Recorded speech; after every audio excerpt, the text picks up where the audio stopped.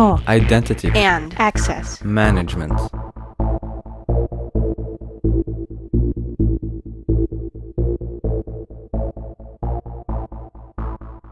Welcome to the Identity at the Center podcast. I'm Jeff, and that's Jim. Hey, Jim. Hey, Jeff. How you doing? Not so bad. Yourself? Well, I got to admit, I'm a little somber today. I'm actually in mourning. I was reading an article on ZDNet, and apparently the password is now dead. Again. This was this was pronounced by Bill Gates. I mean, let me check the date on the article. Oh no, I'm sorry. The article was from 2004. So I don't know. Maybe not. You had me there for a second, and then you got me. So congratulations. You won that round. Yeah, we've been hearing the passwords have been dying for years, and even the current approach with passwordless authentication generally still means that there is somewhere still a password somewhere sitting behind the scenes. So maybe someday we'll get there. That's the punchline. Yeah, exactly. Well, today we're going to talk about identity certification, and we've got a guest to help us out, and I think this is going to be a great one for folks to listen to. As part of that identity certification conversation, we've brought in the founder and president of the Identity Management Institute, Henry Bagdasarian, to help us out with that.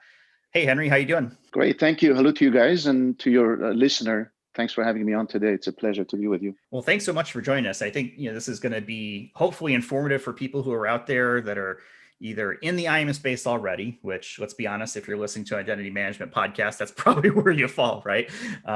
This is where people kind of congregate around. But for folks who want to get into the space or maybe have some questions around certifications, I'm hoping we'll get to kind of talk around some of the things that the Identity Management Institute offers. But before we get that, I think it's always helpful that when we talk through this is to understand our guest's background and how do they come to be where they are. So maybe you can kind of help us out and tell us, how did you get into the identity and access management industry? Is it something that you chose or did it choose you? Thank you. So I guess it's both, right? So my professional career started in information technology auditing, right? IT audit, which includes basically the assessment of general system security controls and application controls. Depending on a project scope in any IT audit, all areas of risks are assessed. And one of the main areas of focus is pretty much system security and the assessment of the risks within the security of the systems. And also for compliance and external audits, a security assessment is often part of the scope. So after a few years of managing global IT audit teams, I transitioned into information security management, which was a very natural transition, basically based on what I just said. And as a chief information security officer, my security team was always responsible for assessing the security risks and making recommendations to improve the security of the organization. So in security management, we typically look into onboarding and offboarding processes, access provisioning, deprovisioning processes, and basically perform system access review to avoid any kind of access creep. So, if you're part of a security team, you probably perform a periodic access audit and recertification, which is the last A in the AAA framework in identity and access management, which stands for authentication, authorization, and accounting, or auditing, as I call it. And one thing that people may not pay attention to is that the AAA framework in identity and access management is a major contributor to the cybersecurity objectives of CIA, which is the confidentiality, integrity, and availability of systems and data. So for me, it was a very natural transition into identity and access management, which was always part of my career, whether I was in IT audit or cybersecurity. That said, also before I started IMI, I started an identity theft blog years ago, just to start writing about identity theft and data protection, compliance, and share my information or the knowledge that I had on my blog. And following that blog, based on demand for training and certification, IMI was born. So that's, I guess you can say we found each other. We found each other. I love it. You know, and I love that story because, you know, I always feel like the folks who are on the audit side and who understand risk and can communicate risk really bridge the gap between security and the business and why it's important to secure your systems. And I really always think that they're kind of both the smartest people in IAM, but also the scariest people. You know, Right. they can strike fear into your heart. But it's really cool that you've now founded the Identity Management Institute, or I think we can call it the IMI.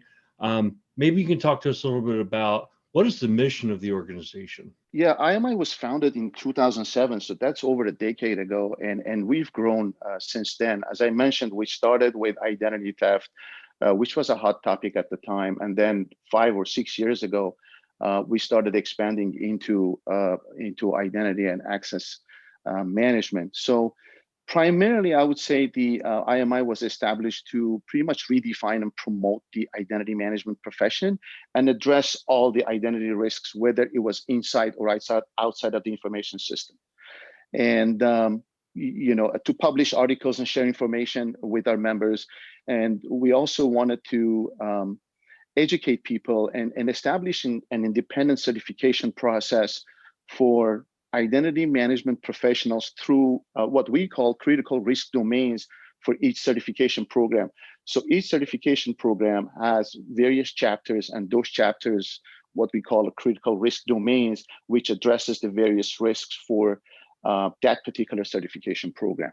So you offer quite a few different certifications, all kind of focused on obviously the identity space, things like certified identity and access manager, access management specialist, identity governance expert, you know, red flag specialist. Can you talk to us about some of these certifications and, you know, who might be kind of ideal fits for each of these? Or is this something where it's a program track and you kind of start with one and end up with all of them? Yeah, no, I mean, there is really no flow. I mean, we offer in total 8 certification programs in various areas. And we think that collectively, these 8 certification programs cover all aspects of identity and access management, data protection, identity theft, and compliance. And so the one of the categories is governance, right, which deals with policies and standards, oversight, management. And for governance, we have a certification program called Certified Identity Governance Expert. In terms of technology and technical folks who deal with the technical aspects of identity management, that may include identity directory management, API, identity federation, system configuration, and as well as system implementation. We offer 2 programs. They are Certified Identity and Security Technologist, CIST, and the SIMP, which is Certified Identity Management Professional. In terms of operation, for identity and access management professionals who deal with risk management or identity lifecycle management and transformation, onboarding, offboarding, access resolution, audit compliance, access certification, we offer the Certified Identity and Access Manager and Certified Access Management Specialist. And then the 2 initial certifications that we started in identity theft include the Certified Identity Protection Advisor and Certified Red Flag Specialist, which the CIPA deals with more on the consumer side, right? So people who dealing with consumers, educating them or resolving their identity theft issues. And on the CRFS is really for people within companies trying to prevent identity theft or comply with the federal regulation, the red flags rule. These 2 certifications are perfect for those people. And finally, to bring it all together, we created the Certified in Data Protection Program, the CDP, which is pretty much covering its data protection risks according to international standards, and also covers privacy. So there was really never a certification that brought security and privacy together. There are a lot of security certifications, and there's also privacy certifications, but CDP really brings these 2 areas together so that people, the certified members, actually understand the interconnectivity of the two areas, if that makes sense. Yeah, it does. I think it's interesting that you've got kind of a mix of technical and maybe non-technical certifications, right? Because I think that's something that gets lost out there with folks who aren't as familiar with the IAM space, is that not every role within identity management is technical. There's program managers, there's project managers, there's business analysts, and not just engineers and architects and things like that. So I think it's interesting that you've got a good healthy mix of certifications across the kind of the spectrum of IAM. And it's also the first certification that I've heard of that ties back to the red flag rules, which is something that the U.S. Federal Trade Commission, I believe, has some kind of information around that. So it's the first one I've heard of where it kind of ties back to that red flag. I'm assuming that is a tie back to that. Is that correct? Absolutely, and it really follows the U.S. regulation standards and requirements. Not too many people are aware of the red flags rule, by the way, because there hasn't really been a government audit or fines and penalties for violating the law. But really, all companies that deal with personal information, they have to have a red flags or identity theft prevention program in place to prevent identity theft. And the CRFS program follows exactly what the government requirements are. So Henry, we love to be the source of breaking news. So I'm going to ask you, are there any other certifications in the pipeline that we can be you heard it here first, folks?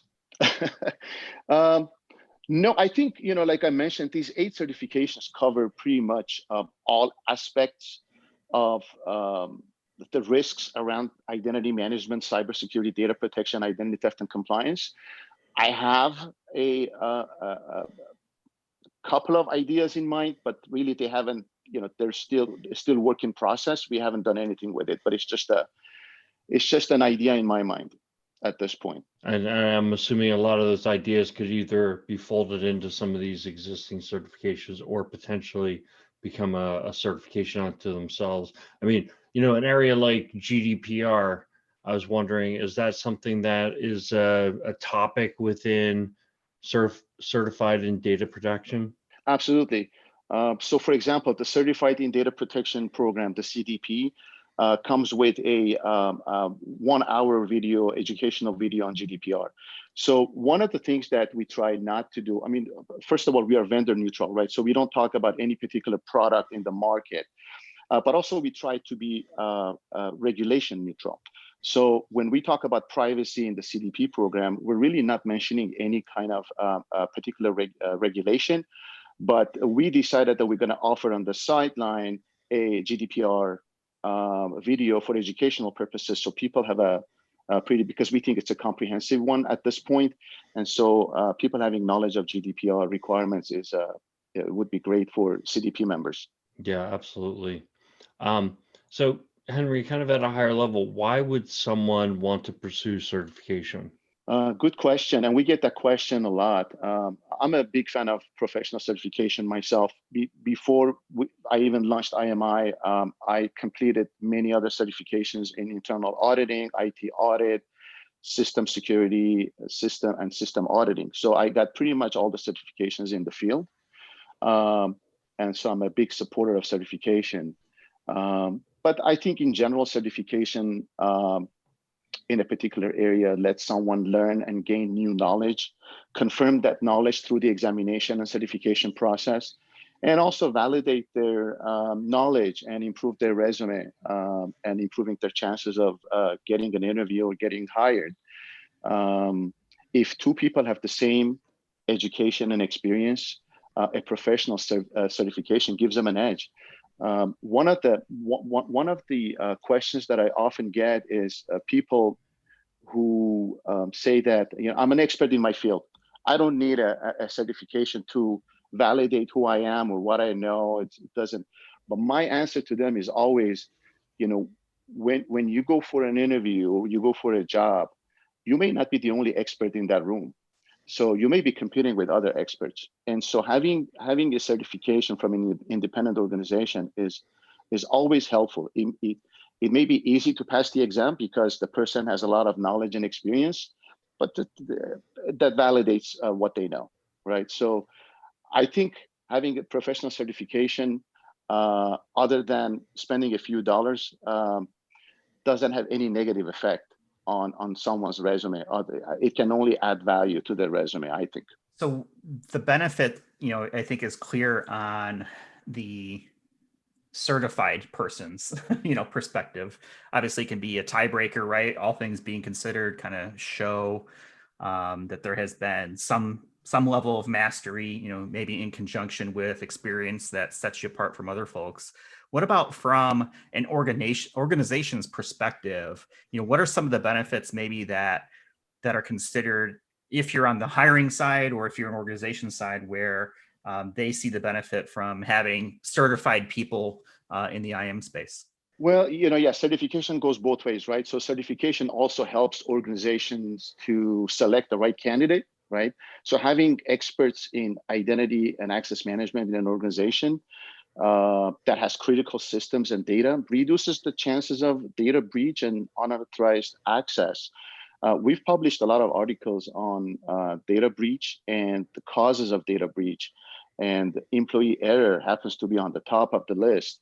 And so, having experts who can explain or educate the user population, looking at system configurations and doing regular audits is going to reduce the chance of data breach. And the consequences of data breach, as we know, shouldn't be taken lightly. So by offering training and certification to their employees, companies basically demonstrate a commitment to the data security or data protection and system security. So that kind of gives confidence to their customer base, customer loyalty and commitment. Back to the earlier question or answer about why would an individual want to get certified? I thought to myself, one thing it shows, since most people do certification in their own time, is that you're not just a 9-to-5er, you're somebody who takes your domain seriously and you invest your personal time, oftentimes your personal funds, to master your craft. So I think that's a huge benefit. I know, reaching from my own experience, when I was early in my IT career, I really needed to kind of bolster my resume, and I got Microsoft certification. So I got MCSE certification back, in the NT 4.0 days. And it really helped set me apart. It really showed that, wow, this is a guy who plows his time and his money, and he reads books and sets up networks at home to go ahead and get certified. And it gave me a story to tell through my interviewing process, because I didn't at that time have hands-on experience with all those technologies in an enterprise environment, but I at least had a working knowledge, having set them up in a lab at home. And so having that certification also showed that I had a proficiency at a certain level. Also another experience, I have a PMP certification. Now that one was one where, for anybody who has PMP, they know you need to have 5 years of career experience in project management prior to going and getting the PMP certification. So I was much further along in my career at that point. I had 5 years of project management. And oh, by the way, that was one of the hardest exams I've ever taken, including all my college exams and et cetera, et cetera. But so I guess turning that into a question for you, Henry, is kind of, when in a person's professional career would they be qualified, or when would it make sense for them to take the IMI certification exams, or does it depend on the exam itself? Yeah, it depends on the program, right? So we have so our applications for certification is based on experience, education, and other certifications, right? So it's based on a point system. So some certifications may require you to have 20 points, which is like basically either 2 years of education or experience, or having 2 certifications, each one counting for 10 points, or 40 or 60 or 80, depends on the level. So the higher you go into, let's say, technical aspects of governance, you're going to require more education, experience, and certification in order to sit for one of our certification programs. And so my recommendation is, if somebody is interested, they should apply as soon as they qualify for either one of the certifications. So let's say one certification requires 20 points and another 40. Again, if money is not an issue, they should probably go for that first certification while they're waiting to accumulate more points to get to the next one. So the sooner the better, depending on their objectives and financial situation, I would say. So are there any shortcuts that you can take if, let's say, you're somebody who's been in the IAM space and for a long time? Colleges sometimes have things where you can kind of test out right before kind of go through programs, things like that. Is there anything similar to that approach where maybe there's like a waiver or something in lieu of some other requirement? Yeah, at this point, out of our 8 certifications, we have 3 certifications that have exam waivers for people who qualify based on the requirements in each of the respective applications.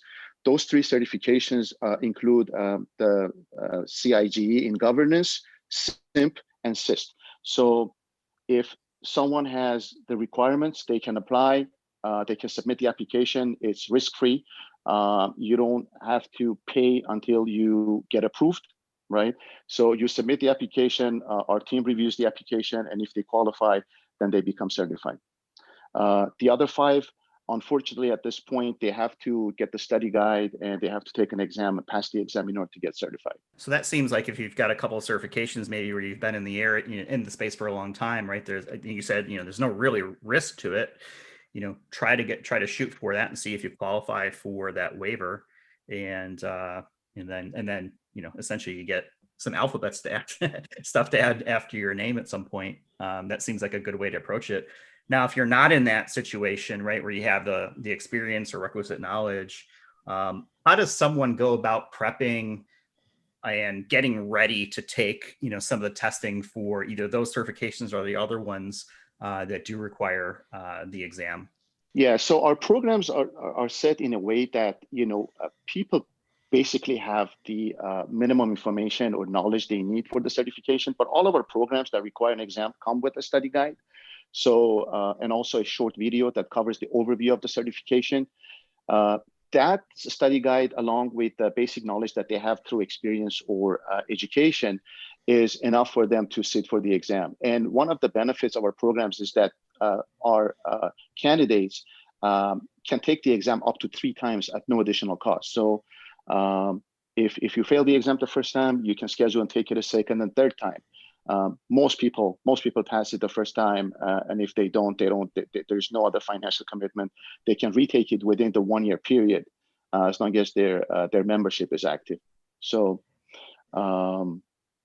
yeah. So yeah, I would say there is no risk if they want to go, if they want to apply for the waiver for the 30 certifications, other than the commitment of time to kind of fill out the application and submit, or go for the certification that requires an exam. Again, the risk is very low because we offer all these benefits. Yeah, that's really good tidbit right there, because I know a lot of people who are really sharp people do all the studying, and then they get nervous when they go and take tests, and they say, I'm not a good test taker.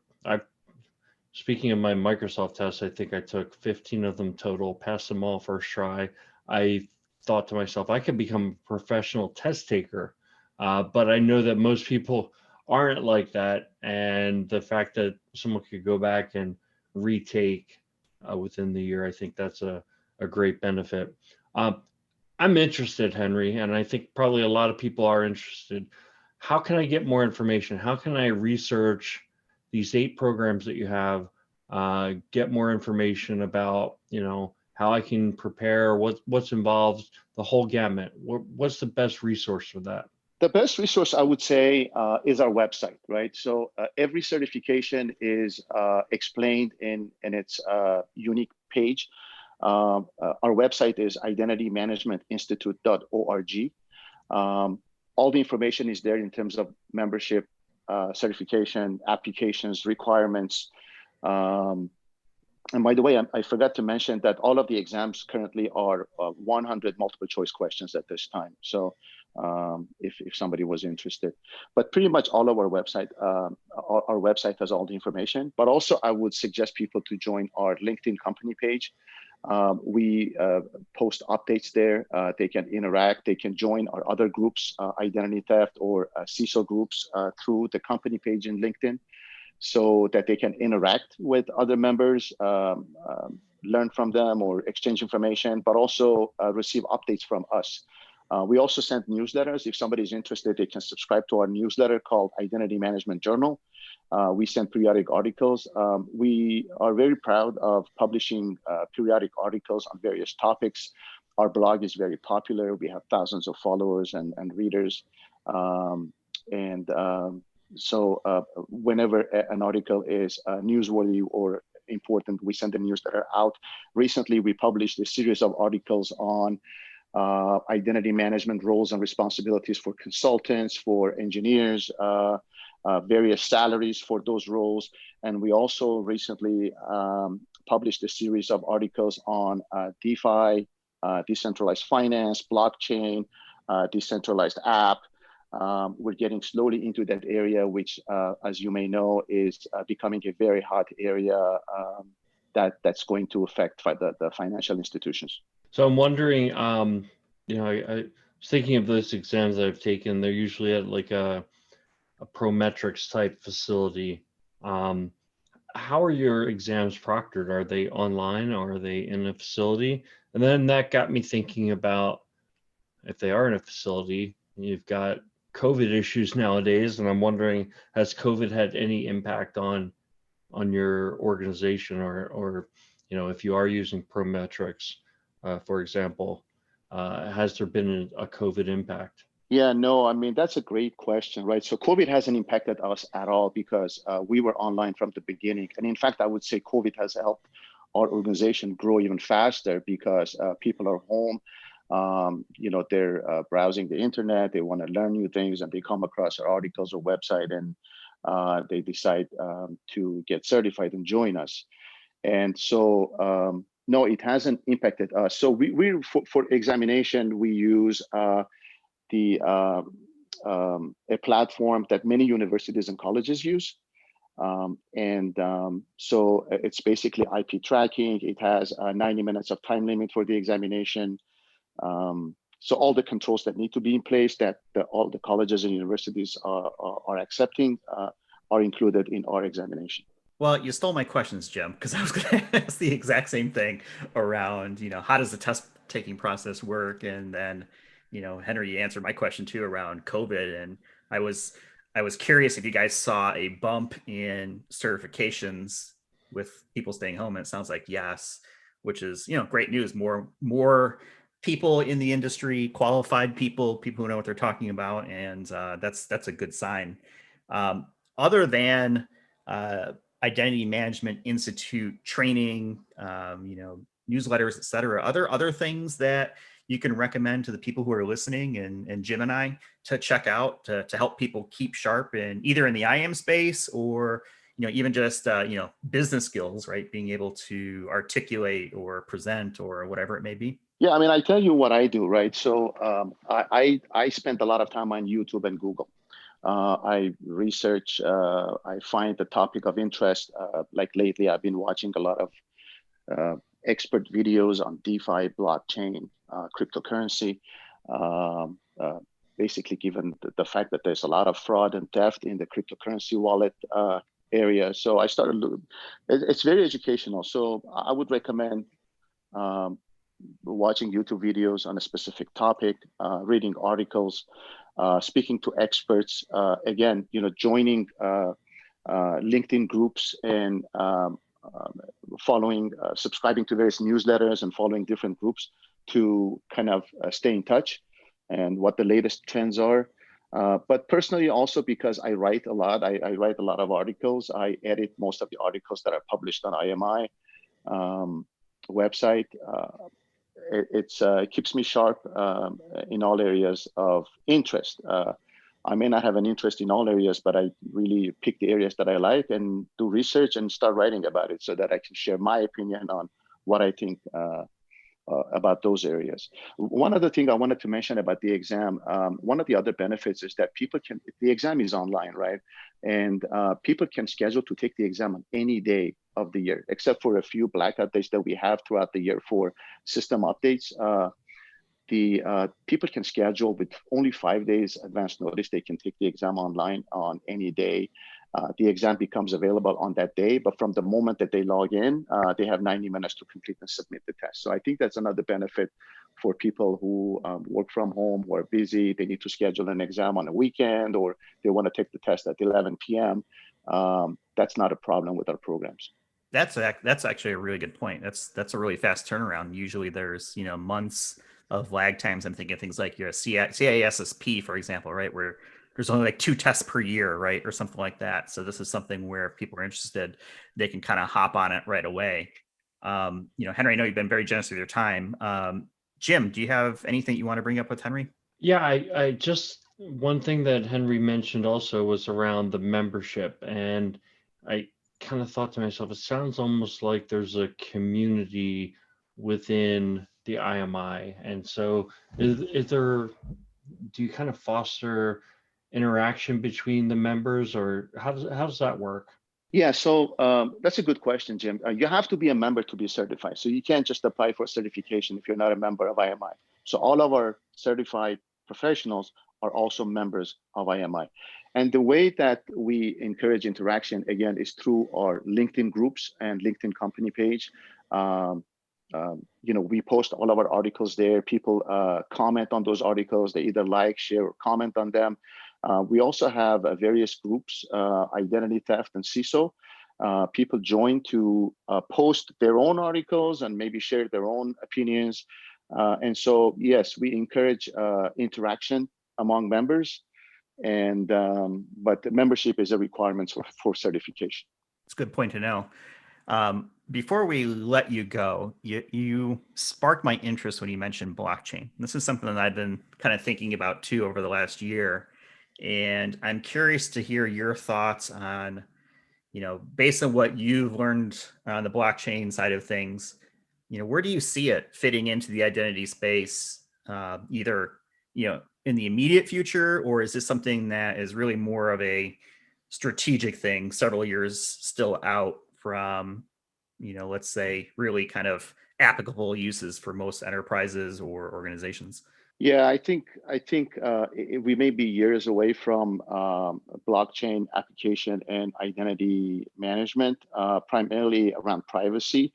I think if we go the route of giving individuals control of their private information through blockchain, that may become useful. But I think there's going to be a lot of regulations around it, and so although the technology is there, I'm not sure if collectively organizations and governments are ready to move in that direction. But as DeFi picks up, and you probably heard of distributed data storage in the cloud, that may take off sooner than later. I think within 2 or 3 years. But as far as giving people control of their private information, that may be years away. Yeah, I kind of feel the same way. I struggle with finding, reasonable use cases. It seems to me almost kind of like it's a technology in search of a problem sometimes, and people are kind of trying to shoehorn it into a bunch of different areas. I don't see really any valid enterprise use cases, but I certainly see the benefits when it comes to self-sovereign ID, things like civic when it comes to government, maybe healthcare, right? Being able to kind of control your patient data and your health records, things like that, maybe schooling.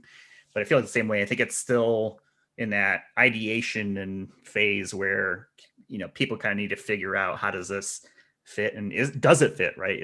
I don't think it's a broad tool. I think it's going to be more of a niche tool, but I know it's a little bit off the kind of the conversation that we were talking about, but you mentioned it and it's very rare that it comes up. So I wanted to jump on top of it. So I appreciate you engaging with me on that one.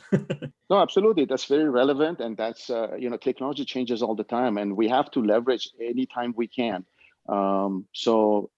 This whole area is going to explode in the next few years, I think.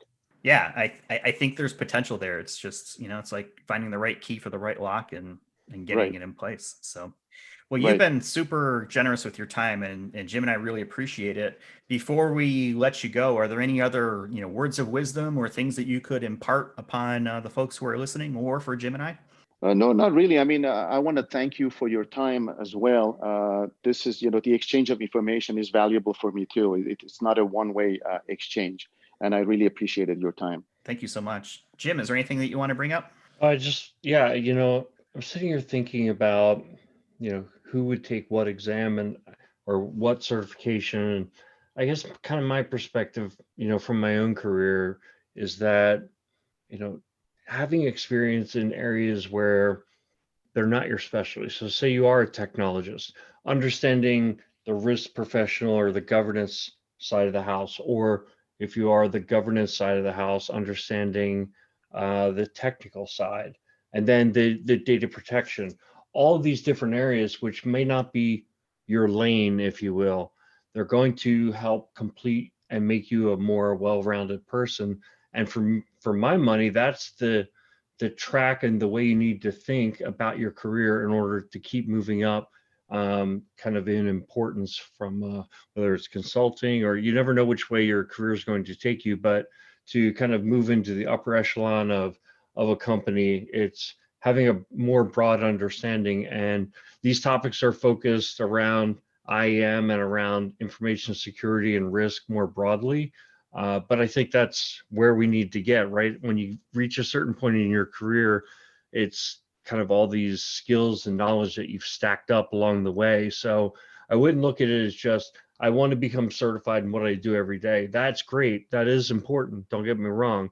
But expanding your scope a little bit is, I think, a very big key to kind of moving your career forward. And by the way, it might open your eyes to something that you're really interested in and you really want to put some focus on. Yeah, those are all great points. And I think the only thing I'll add to that is, people need to understand that it's their career, and, you need to control your career. So the more that you invest into yourself with certifications and education and learning, right, the better that you're going to be off, yourself. So I think that's probably the main thing to consider is, take control of your career, and, good things will generally happen. So, all right, I'll get off my soapbox.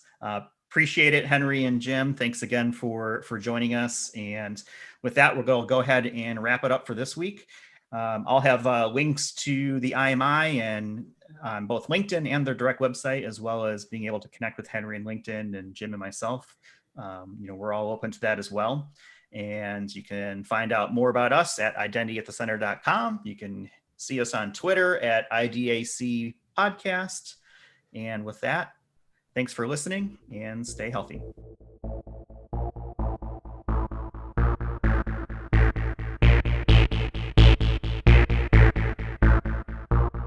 You've been listening to the Identity at the Center podcast. For more episodes, visit identityatthecenter.com.